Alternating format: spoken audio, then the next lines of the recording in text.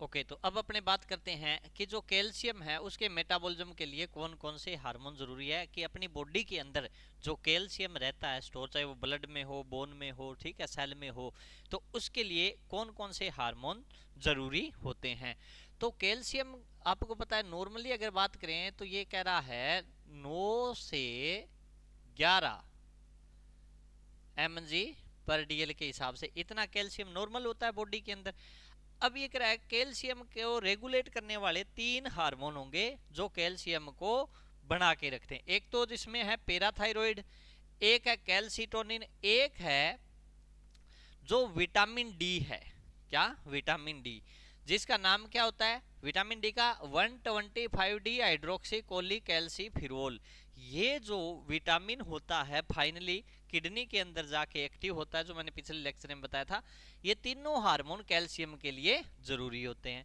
अगर मान लो अपनी बॉडी के अंदर कैल्शियम है वो ज्यादा हो जाए तो भी प्रॉब्लम आएगी, कि हार्ट के अंदर दिक्कत आने लग जाती है, हार्ट की रिदम बदल जाती है, PQRST वेव आती है ना, वो चेंज हो जाती है। या फिर अगर ज्यादा कैल्शियम हो गया तो वो किडनी के अंदर स्टोन बना देगा। ठीक, अगर कम हो गया तो कम होने की वजह से बॉडी के अंदर स्पाज्म आ जाता है, बॉडी में अकड़ जाती है बॉडी, स्पाज्म जिसे अपने बोलते हैं टिटेनी, जिसके अंदर क्या है, गाल को ऐसे टच करेंगे ना तो उसको पेन होगा, जिसे क्या बोलते हैं अपने चोवास्टिक साइन।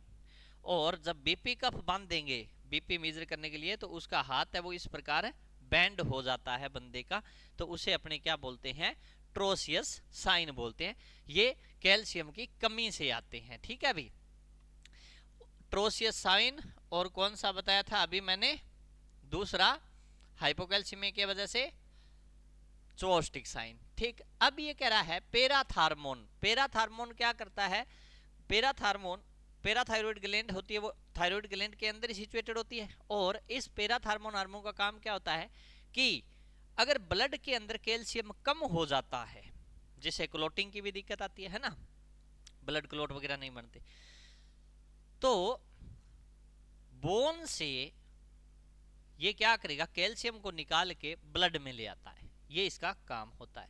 इसलिए बोन को फॉर्मेशन के लिए, बोन की रीमॉडलिंग के लिए कौन सा हार्मोन जरूरी है, पेराथार्मोन हार्मोन जरूरी है। ठीक है अभी, और दूसरा टोसियस साइन मैंने बताया था आपको। उसके बाद ये कह रहा है ये हाइपर सिक्रेशन और हाइपोसिक्रेशन है, ये अपने को नहीं करना। तो अब ये अपने को ज्यादा नहीं पढ़ना, इसके बारे में थोड़ा थोड़ा पढ़ेंगे। अब आ गई अपनी एड्रीनल ग्लैंड। कौन सी ग्लैंड? एड्रीनल ग्लैंड, जिसे अपने एड्रीनल, रीनल का मतलब होता है किडनी, तो ये ग्लैंड कहां पे सिचुएटेड होगी, किडनी के ऊपर सिचुएटेड होती है इस प्रकार। ठीक है भाई, यहां पे होती है एड्रीनल ग्लैंड। ठीक है, इसलिए इसे क्या बोल दिया, सुप्रा रीनल भी बोल दिया। क्या बोल देते हैं, सुप्रा रीनल ग्लैंड भी बोलते हैं। तो ये ग्लैंड, ये जो ग्रंथि है वो लाइफ सेविंग है, क्योंकि अगर ये ग्रंथि डैमेज हो जाती है, खत्म हो जाती है, काम करना बंद कर दे, तो 10-15 दिन में बंदे की डेथ हो जाती है। ठीक है भाई, इसलिए ये लाइफ सेविंग होती है। ठीक है, इसके 2 भाग होते हैं। अगर मैं इसके पार्ट बना के बताऊं आपको कि इस प्रकार 2 भाग होंगे इसके, ठीक है, जैसे ट्राइंगुलर होगी, ये लो, तो ये बाहर वाला भाग है, इसे इसे तो क्या बोल दिया आपने, कोर्टेक्स। क्या बोल दिया, कोर्टेक्स। और अंदर वाला भाग है ये वाला, इसे क्या बोल दिया, मेड्यूला। क्या बोल दिया, मेड्यूला बोल दिया। ठीक, अब जो बाहर वाला जो भाग है एड्रिनल कोर्टेक्स, इसके अंदर 3 प्रकार की लेयर होती है। कितने प्रकार की, 3 प्रकार की लेयर पाई जाएगी, 3 प्रकार की इसके ऊपर परत होती है, और हर परत का अपना अलग काम है जो हार्मोन बनाती है। तो आगे चलें कि कौन सी परत है कौन सा हार्मोन बनाएगी।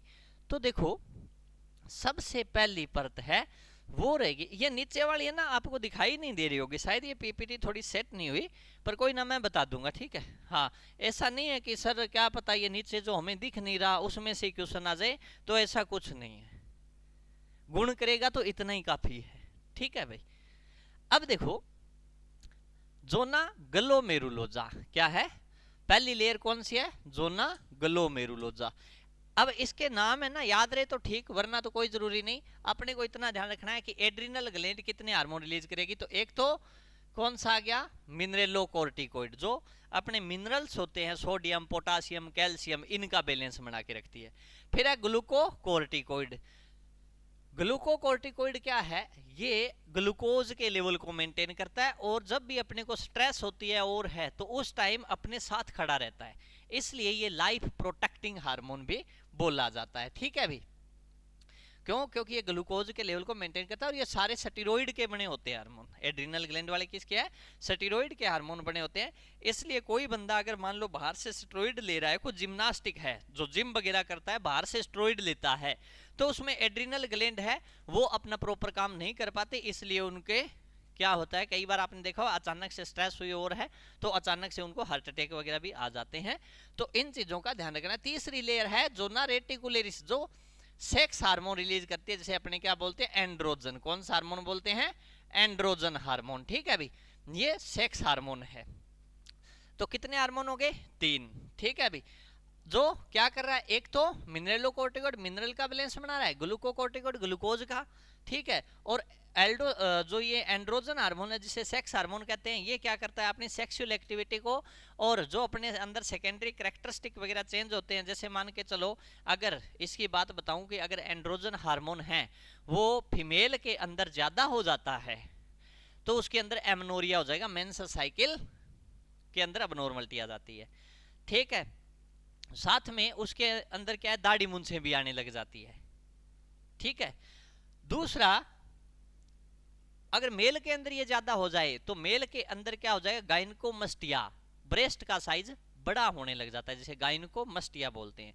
ठीक है, क्या बोलेंगे, लिखोगे, हाँ, गायनेकोमस्टिया,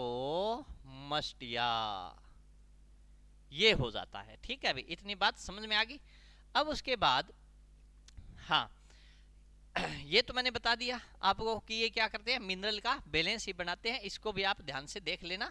उसके बाद है ये रेनिन एंजियोटेंसिन की, ये क्या करता है भाई, एंजियोटेंसिन वगैरह के साथ, रेनिन है वो किडनी से रिलीज होता है, वो हार्मोन क्या करता है, ब्लड वेसल को क्या कराएगा भाई, कॉन्स्ट्रिक्ट कराता है। जब बीमारी अपने को किसकी हो, हेमरेज वगैरह हो जाए, या फिर बॉडी से फ्लूइड है वो लॉस हो जाए, तो उस कंडीशन के अंदर अपना बीपी डाउन चला जाता है ना, तो ये बीपी को मेंटेन करने के काम आता है रेनिन एंजियोटेंसिन एल्डोस्टेरोइन वाला। ठीक है अभी, और ग्लूकोकोर्टिकोइड लाइफ प्रोटेक्टिव हार्मोन है जो मैंने आपको बता दिया।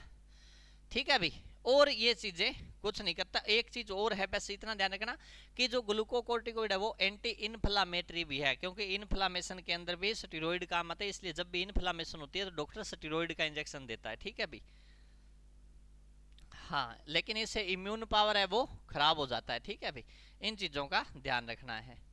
अब उसके बाद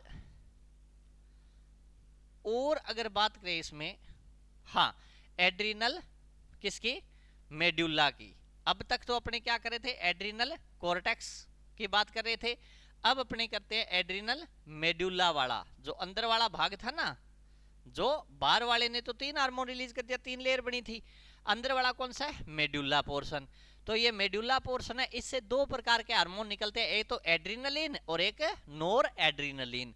ये आपको पता है अपने को फाइट एंड फ्लाइट के अंदर हेल्प करते हैं, जब भी अपने को डर लगता है, अचानक से अपने भागते हैं दौड़ते हैं, तो ये हार्मोन काम करते हैं। तो ये हार्मोन क्या करेंगे, अचानक से हार्ट रेट को बढ़ा देंगे, स्केलेटल मसल की तरफ ब्लड सप्लाई ज्यादा कर देंगे, जिसे अपने क्या है भागने में समर्थ हो जाते हैं। तो फाइट एंड फ्लाइट की कंडीशन में ये काम आते हैं, और डोपामिन का इसमें कोई काम नहीं है, ये छोड़ देना चाहिए। तो एड्रिनलिन और नोर एड्रिनलिन का दूसरा नाम क्या, एपिनेफ्रिन और नोर एपिनेफ्रिन। लेकिन इन दोनों हार्मोन को मिला के क्या बोल देते हैं अपने, केटाकोलामीन। क्या बोल देते हैं, केटाकोलामाइन बोल देते हैं इन दोनों हार्मोन को मिला के, एड्रिनलिन को और नोर एड्रिनलिन को। उसके बाद ये फाइट एंड फ्लाइट में काम करता है, ऑटोनोमिक नर्व सिस्टम के साथ मिलकर काम करता है, या सिंपैथेटिक नर्व सिस्टम, जिसके अंदर अपनी अचानक हार्ट रेट बढ़ जाती है, कार्डियक आउटपुट बढ़ जाता है, सांस फूलने लग जाता है, ठीक है, रोंगटे खड़े हो जाते हैं, पसीना आने लग जाता है, ये सारे सिंपैथेटिक नर्व सिस्टम के अंदर आता है। तो उसके अंदर भी एड्रिनलिन हार्मोन अपना काम आता है। ठीक है, अब उसके बाद बात करें कि पेंक्रियाज की, किसके? पेंक्रियाज। तो पेंक्रियाज है, इसे मिक्स ग्लैंड बोलते हैं। क्या बोलते हैं पेंक्रियाज को? Mix gland. क्योंकि पेंक्रियाज की अगर स्ट्रक्चर की बात करें तो इस प्रकार की स्ट्रक्चर होती है पेंक्रियाज की, ये लो,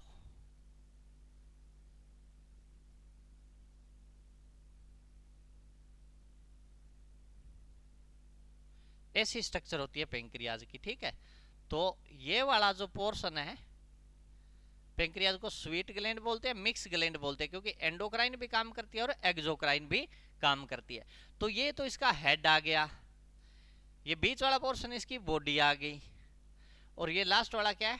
टेल पोर्शन आ गया। कौन सा? टेल पोर्शन, ठीक है अभी। तो अब इसके अंदर क्या होता है कि जो हेड पोर्शन है इसका, कौन सा? हेड वाला पोर्शन है, वो तो करेगा एक्सोक्राइन काम, एक्सोक्राइन, जिसके अंदर डक्ट होती है, ये ट्यूब है ना इसके अंदर। तो एक्सोक्राइन में तो ये पेंक्रियाटिक जूस, पेंक्रियाटिक एंजाइम ये रिलीज करती है, जो फूड के डाइजेशन में काम आते हैं। लेकिन जो इसका टेल पोर्शन है उसके अंदर छोटे छोटे इस प्रकार लेंगरहांस सेल पाई जाती है। कौन सी? लेंगरहैंस सेल। ये लेंगरहैंस सेल, एक अगर सेल को बड़ी करके देखें लेंगरहैंस को, तो इसके अंदर 3 छोटी छोटी और सेल पाई जाती है, जिसका नाम होता है, एक तो बीटा सेल होगी जिसे ब्यूटीफुल लेडी बोलते हैं। ब्यूटीफुल लेडी को क्या चाहिए? ब्यूटीफुल लेडी को चाहिए स्वीट, मिठाई चाहिए। तो जैसे ही अपनी बॉडी में मिठाई जाएगी तो मिठाई को कंट्रोल, मिठाई में ग्लूकोज होता है तो उसको कंट्रोल कौन करता है? कौन सा हार्मोन? इंसुलिन। कौन सा? इंसुलिन। इसलिए बीटा सेल तो क्या करती है? इंसुलिन हार्मोन का सिक्रेशन करेगी, ठीक है अभी। उसके बाद दूसरी सेल इसके अंदर कौन सी रहेगी? दूसरी सेल इसके अंदर रहती है अपने अल्फा सेल। कौन से? अल्फा। तो अल्फा सेल है, अल्फा क्या होती है? स्ट्रॉन्ग मेल लाइक सेल होती है। अल्फा सेल क्या करती है? ग्लूकागोन, ग्लूकागोन हार्मोन रिलीज करती है। तो अल्फा सेल क्या करती है? ग्लूकागोन हार्मोन रिलीज करती है, और ग्लूकागोन हार्मोन क्या करता है? ग्लूकोज के लेवल को बढ़ा देता है ब्लड के अंदर। तो ये ध्यान रखना, इंसुलिन तो क्या करता है? ग्लूकोज के लेवल को कम करता है ब्लड में, ठीक है भाई। और जो ग्लूकागोन है वो क्या करेगा? ग्लूकोज के लेवल को ब्लड के अंदर बढ़ाता है, ठीक। तीसरा हार्मोन इसके अंदर अपने बात करें तो कौन सा रहेगा? इसमें डेल्टा सेल रहती है। कौन से? Delta cell.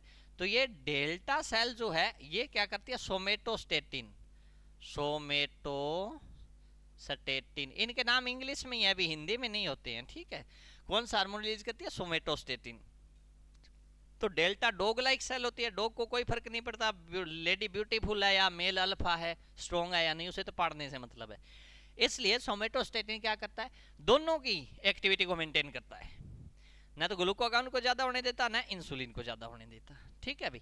तो ये पेंक्रियाज एक के काम होते हैं। पेंक्रियाज के 3 हार्मोन है। ये भी क्वेश्चन पूछ लेता है, इंपॉर्टेंट क्वेश्चन है कि भाई इंसुलिन कौन सी सेल रिलीज करती हो? तो बीटा सेल। ग्लूकागोन कौन रिलीज करता है? तो अल्फा सेल, ठीक है। और सोमेटोस्टेटिन कौन रिलीज करता है? तो डेल्टा सेल। ये अपने को ध्यान रखने हैं, ठीक है। उसके बाद एक चीज आपने और नोटिस की होगी कई बार, जैसे मान के चलो आपके आसपास में कोई शुगर के पेशेंट होते हैं, डायबिटीज के, तो उन डायबिटीज वाले पेशेंट को अपने इंसुलिन दे के उसका ग्लूकोज लेवल तो उनका रेगुलेट कर लेते हैं, नॉर्मल ले आते हैं, ठीक है अभी। लेकिन उसके बाद उनको आंखों से दिखना बंद हो गया, किडनी उनकी खराब हो जाती है, उनके सेंसेशन भी लॉस हो जाते हैं, उनको टच का और टेम्परेचर का पता नहीं चलता है ना। क्यों? क्योंकि एक्चुअल में ऐसा क्या होता है कि जो अपनी अल्फा सेल, बीटा सेल है, जो इंसुलिन बनाती है, जब इंसुलिन बनाएगी उतनी मात्रा में वो पॉलीपेप्टाइड बनाती है। क्या बनाएगी? Polypeptide, polypeptide. कौन सा बनाएगी? पॉलीपेप्टाइड बनाती है। तो इस पॉलीपेप्टाइड का काम क्या होता है कि जो अपनी छोटी छोटी आर्टरी होती है, जैसे रेटिना को सप्लाई करने वाली होगी, और किडनी को सप्लाई करने वाली होगी, और अपने नर्वस सिस्टम को, तंत्रिका तंत्र को सप्लाई करने वाली आर्टरी होगी, वो आर्टरी क्या है? ये पॉलीपेप्टाइड उन आर्टरी को क्या है? डायलेट करके रखता है, चौड़ा करके रखता है, ताकि ब्लड का सर्कुलेशन उसमें आसानी से हो जाए। अब क्या होगा? अगर मान लो इंसुलिन कम बन रहा है तो वही श्योर बात है पॉलीपेप्टाइड भी कम बनेगा। तो पॉलीपेप्टाइड कम बनता है तो उस वजह से उनकी जो ब्लड वेसल होती है वो क्या हो जाएगी, नैरो हो जाएगी, कॉन्स्ट्रिक्ट हो जाएगी, जिसकी वजह से जो अपने रेटिना है, किडनी है और नर्व सिस्टम है, इसके अंदर सर्कुलेशन प्रॉपर नहीं हो पाता, इसलिए इनके अंदर बीमारियां होने लग जाती है। तो आपने देखा होगा ऐसे पेशेंट कि इंसुलिन ले रहे हैं, लेकिन इंसुलिन तो सिर्फ ग्लूकोज को रेगुलेट करेगा, लेकिन उनके अंदर ऐसे क्रोनिक कॉम्प्लिकेशन आते रहते हैं, जिसके अंदर क्या रेटिनोपैथी, नेफ्रोपैथी और न्यूरोपैथी, ये क्रोनिक कॉम्प्लिकेशन उसमें आते रहते हैं। ठीक है अभी, तो इतनी बात समझ में आ गई होगी। उसके बाद अपने बात करते हैं इंसुलिन का काम क्या है। इंसुलिन का काम है भी प्रोटीन सिंथेसिस को ये बढ़ा देता है। ठीक है, कि जितना एक्स्ट्रा ग्लूकोज है उसको ग्लाइकोजन में बदल दो। ग्लाइकोजन एक प्रकार की फैट टाइप में होती है, वो लीवर के अंदर स्टोर हो जाती है। लीवर में 500 ग्राम जो ग्लाइकोजन है वो स्टोर होती है, बाकी स्केलेटल मसल के अंदर जाके स्टोर हो जाती है। जरूरत पड़ने पे लीवर उसको वापस तोड़ के उसी ग्लाइकोजन से ग्लूकोज बना देता है। ठीक है भाई, अब और इसमें इंपॉर्टेंट है, अब है थाइमस ग्लैंड। कौन सी ग्लैंड आ गई, थाइमस वाली ग्लैंड। तो थाइमस ग्लैंड से जो इंपॉर्टेंट क्वेश्चन पूछा जाएगा, वो थाइमस ग्लैंड का इंपॉर्टेंट क्वेश्चन ये है कि पहले तो ये बताओ थाइमस ग्लैंड होती कहाँ है। तो कई बार कंफ्यूज हो जाते हैं, अपने क्या है थाइमस को ही थायराइड समझ लेते हैं। थायराइड ग्लैंड गर्दन में होती है, लेकिन थाइमस ग्लैंड कहाँ होगी, जो दो लंग्स है अपने, जो फेफड़े होते हैं ना, इन फेफड़ों के बीच में, अपने आपको मैंने पिछले लेक्चर में बताया कि एक क्या होती है, मीडियास्टिनम केविटी होती है। उस मीडियास्टिनम केविटी के अंदर इस प्रकार थायराइड ग्लैंड है वो सिचुएटेड रहती है, दो लोब होते हैं इसके इस प्रकार। ठीक है भाई, तो इस थाइमस ग्लैंड का काम है कि ये अपनी जो टी लिम्फोसाइट सेल है उनको मेच्योर करने का काम है। क्या करती है, मेच्योर करती है। कौन सी, थाइमस ग्लैंड। लेकिन उम्र के साथ साथ ये क्या है, डिसअपियर भी हो जाती है। अगर छोटे बच्चों के अंदर थाइमस ग्लैंड को निकाल दिया जाए तो उनका इम्यून पावर है, जो प्रतिरोधक क्षमता है उनकी कम हो जाती है। लेकिन अगर अडल्ट के अंदर बात करें तो अडल्ट के अंदर इम्यून पावर है उसका कम नहीं होता। ठीक है, इतना ही ध्यान रखना थाइमस ग्लैंड का। ठीक है भाई, अब उसके बाद है पीनियल ग्लैंड। कौन सी, पीनियल ग्लैंड। पीनियल ग्लैंड है, ये पीनियल ग्लैंड अपने ब्रेन के अंदर ही सिचुएटेड होती है, लेकिन इसे क्या बोलते हैं, बायोलॉजिकल क्लॉक भी बोलते हैं। क्या बोलेंगे, बायोलॉजिकल क्लॉक। क्यों, क्योंकि अपने अंदर प्यूबर्टी कब आनी है, रिप्रोडक्टिव एज कब आनी है, मेंसुरेशन साइकिल है वो सीज कब होने हैं, मिनोपोज। मिनोपोज जानते हो, फर्स्ट मेंस साइकिल जो आता है ना, उसे तो अपने मीनार के बोलते हैं। और जो मिनोपोज क्या होता है कि परमानेंट, जैसे मान के चलो 45 से 55 साल की उम्र में फीमेल के अंदर क्या है, मेंसुरेशन साइकिल परमानेंटली बंद हो जाता है, उसे अपने क्या बोलेंगे, मिनोपोज बोलते हैं।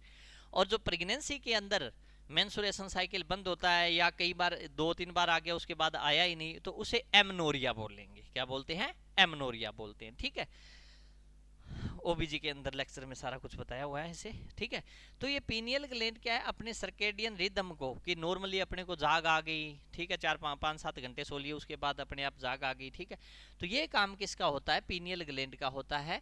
और पीनियल ग्लैंड क्या करती है, मिलेटोनिन हार्मोन का सिक्रेशन करती है। कौन सा हार्मोन, मिलेटोनिन। लेकिन मिलेटोनिन की खास बात क्या है, ये अंधेरे में रिलीज होता है, अंधेरे में सिक्रेट होता है। इसलिए आपने देखा कई लोग ऐसे होते हैं जिनको लाइट अगर जल रही है तो उनको नींद नहीं आती। ये पीनियल ग्लैंड का काम है नींद लेना। छोटे बच्चों के अंदर पीनियल ग्लैंड बड़ी होती है, इसलिए उनको ज्यादा नींद आती है। फिर जैसे जैसे उम्र बढ़ती है तो ये पीनियल ग्लैंड क्या छोटी हो जाती है, प्यूबर्टी के बाद पीनियल ग्लैंड क्या छोटी हो जाती है। तो ओल्ड एज के लोगों को आपने देखा होगा कि नींद कम आती है। ठीक है भाई, तो ये पीनियल ग्लैंड का काम है। और पीनियल ग्लैंड क्या है, सबसे छोटी एंडोक्राइन ग्लैंड है। जैसे सबसे बड़ी की बात करें तो बड़ी एंडोक्राइन ग्लैंड तो कौन सी होगी, थायराइड। ठीक है, और छोटी कौन सी होगी, छोटी कौन सी होगी, पीनियल। कौन सी होगी, पीनियल। तो ये अपने को याद रखना है। ठीक है भाई, उसके बाद है कि कुछ ऐसे ऑर्गन भी है अपनी बॉडी के अंदर जो हार्मोन रिलीज करते हैं, लेकिन उनको एंडोक्राइन सिस्टम के अंदर इंक्लूड नहीं किया गया। जैसे हार्ट है, तो हार्ट कौन सा, एएनपी हार्मोन रिलीज करता है। कौन सा, ANP, जैसे एट्रियल नाइट्रियूरेटिक पेप्टाइड बोलते हैं। ये बीपी बढ़ता है तब रिलीज होता है।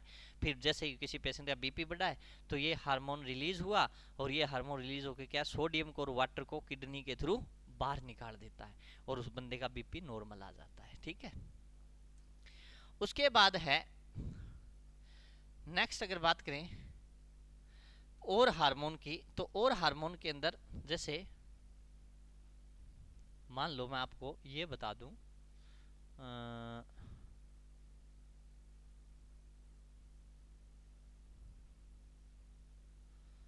एक अपनी खाली सी जगह देख लेते हैं, वहां पे मैं दो तीन चीजें और बता देता हूँ, इसी पे बता देते हैं लास्ट वाले पेज पे। ठीक है, इसी पे बता देता हूँ। ये थैंक यू आ गया, लेकिन अभी थैंक यू अपने काम का रहेगा। ठीक है, ये कर लिया अपने शो। ठीक है, अब देखो, जैसे अगर बात करें किडनी, किडनी कौन से हार्मोन रिलीज करेगी? रेनिन, अरिथ्रोपोइटिन और 125 डी हाइड्रोकोली कैल्सीफिरोल बोलते हैं। अब इनके ना हिंदी में नाम नहीं है भाई। ठीक है, कहीं से कह दो सर जी अब ये क्या लिख दिया लास्ट वाला, इतनी बड़ी स्पेलिंग तो हमारे मुंह में फंस जाएगी। शांति बना के रखो। ठीक है भाई, रेनिन बीपी के लिए, बीपी को नॉर्मल करता है। ये अरिथ्रोपोइटिन ये ब्लड की सेल बनाता है, आरबीसी डब्ल्यूबीसी प्लेटलेट ये होती है ना, ये अरिथ्रोपोइटिन क्या करता है बोन मैरो के अंदर जाके और क्या करता है ब्लड सेल बनाता है। इसलिए अगर किसी की किडनी खराब हो जाती है तो उसमें बीपी की भी दिक्कत रहती है, उसके अंदर ब्लड की भी दिक्कत रहती है कि उसके अंदर एनीमिया हो गया, प्लेटलेट काउंट कम हो गई तो उसको हेमरेज वगैरह होने लग जाता है। ठीक है, और उसके अंदर डब्ल्यूबीसी कम हो गई तो उसको इन्फेक्शन भी होने लग जाते हैं। ये वाला है, ये विटामिन डी है। क्या है? Vitamin D. Final vitamin D जो सूरज से अपने को मिलता है ना, वो किडनी के अंदर जाके एक्टिव होता है। ये राज की बात है, आप लोगों को ही बता रहा हूं मैं। ठीक है भाई, हाँ। इसी प्रकार मान लो ओवरी, ओवरी कौन कौन से रिलीज करेगी? एस्ट्रोजन, प्रोजेस्ट्रोन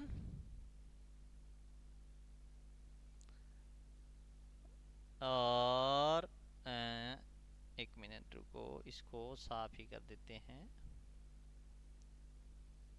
चलो इधर ही बना देते हैं। ये नहीं मानेगा, ये कह रहा है मैं डिलीट हो रहा हूँ। तो किड ओवरी कौन से हार्मोन रिलीज करती है? इधर दिखाई दे जाएगी, एस्ट्रोजन, प्रोजेस्ट्रोन, रिलैक्सिन और इनहिबिन, ये हार्मोन रिलीज करती है ओवरी।